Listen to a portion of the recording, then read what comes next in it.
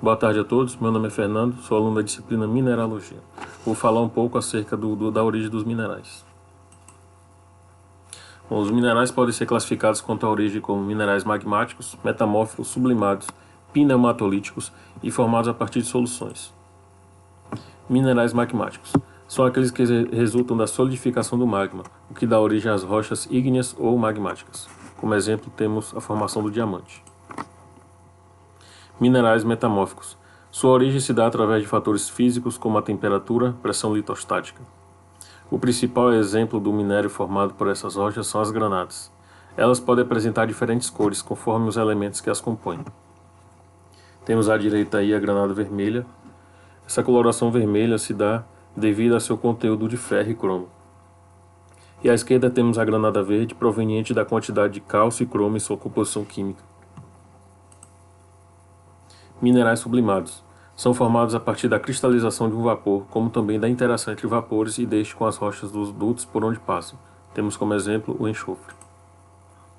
Minerais pneumatolíticos. São formados pela reação dos constituintes voláteis oriundos da cristalização do magma, gasificação do interior terrestre ou de reações metamórficas sobre as rochas adjacentes. Temos como exemplo aí a turmalina. Minerais formados a partir de soluções. Tem sua origem na deposição por conta da. Aqui temos uma gama de fatores que influenciam na construção desses minerais. Temos a evaporação, variações de temperatura, variação de pressão, porosidade e pH, entre outros. Evaporação do solvente. Aqui a precipitação acontece quando a concentração ultrapassar o coeficiente de solubilidade pela evaporação, ou seja, contém mais soluto do que a solução consegue dissolver. Geralmente formam sulfatos como a anidrita e a gipsita, e os halogenetos como a halita e a silvita. Aqui temos como exemplo a anidrita. Gás agindo como solvente. Ocorre quando uma solução contendo gás entra em contato com rochas provocando reações. Um exemplo comum é quando uma solução aquosa contendo dióxido de carbono entra em contato com rochas calcárias. Isso faz com que o carbonato de cálcio seja parcialmente dissolvido, formando o bicarbonato de cálcio, que é solúvel na solução. Aí a gente vê aquelas cavernas de calcário, né?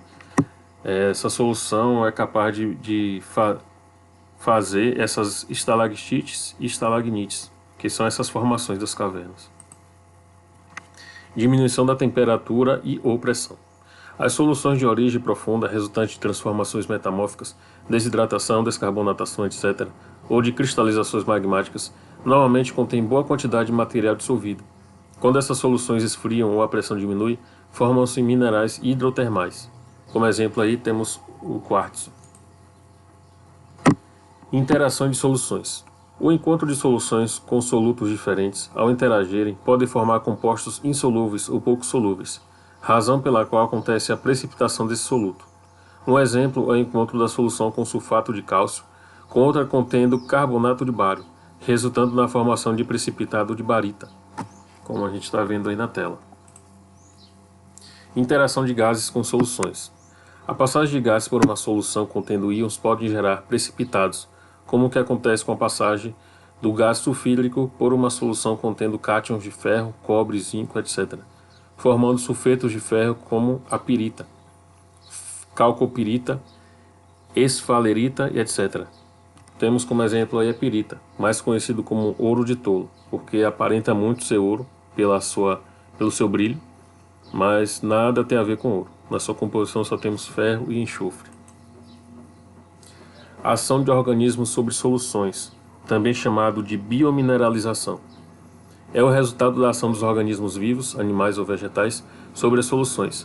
Dessa forma, um grande número de seres marinhos, corais, crinoides, moluscos, etc., extrai o carbonato de cálcio das águas salgadas para formar suas conchas e partes duras de seus corpos, resultando na formação da calcita, e em menor quantidade a aragonita e dolomita. Temos como exemplo aí a concha, que é formada basicamente por calcita e carbonato de cálcio. Aqui temos algumas referências que utilizei nesse trabalho e obrigado pela atenção de todos.